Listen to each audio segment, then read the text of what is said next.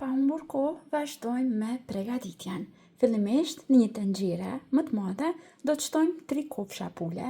Unë po përdor kopsha pule pak më të mëdha, mund të shtoni edhe 4 nëse keni dëshirë. Vazhdojmë njerë që t'i lajmë me ujë mirë për disa herë, derisa uji na dali pastërt.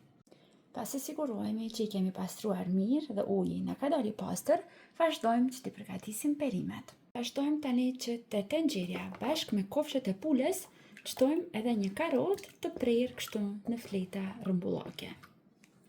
Tani vazhdojmë që brenda në tenxhere të shtojmë gjysmë qepe të prerë në copëza më të vogla. Dhe ajo që nuk duhet të mungoj në çorbën e begut është edhe bamja. Bamje të freskët po përdor unë, në total do të shtoj dikon 150 gram. Nëse nuk keni, mund ta lini anësh, por se që jep shijen unike bamja. Dhe vazhdojmë tani i vendosim në zjarje. Në zjarë mesatar do t'i zijem dikun prafërsisht 25 minuta, derisa mishi i pules t'jetë zjerë mjaftueshëm. Pasi janë zjerë për dikun 20 minuta, i largojmë tani kofshat e pules nga tenxheria.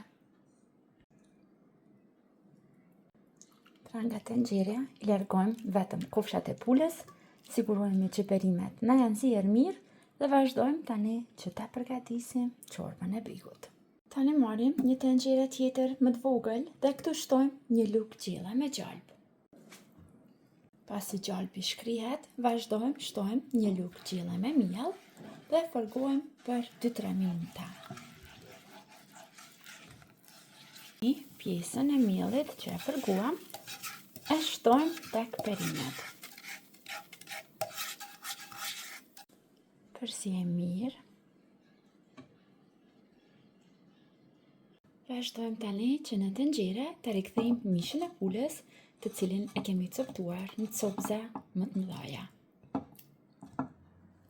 Vazhdojmë që të shtojmë 2 lugë të mesme me irza të përziera, pak kryp, dhe krejt në fund ajo që do ta bën kremuze, salca e kosit, ajka ose pavllaka. Në total shtojmë 150 gram. Përzijem dhe rikthejmë në zjarr edhe për 5 minuta tjera, derisa salca e kosit të shkrihet tërësisht dhe çorbën e kemi gati. Dhe të dashur miq, çorba e begut është gati. Gjithçka që ka mbet tani është që ta zbrazim në pjata dhe ta shijojmë këtë çorbë të mrekullueshme. Sidomos tani për sezonin e vjeshtës, kur ka kaluar një ftohtë dhe po mbizotrojnë viroza të ndryshme. Ju sugjeroj që ta provoni bashkë me familjen e juaj dhe ta shijoni. Deri në video recetat e radhës, mbeteni të përshëndetur nga unë.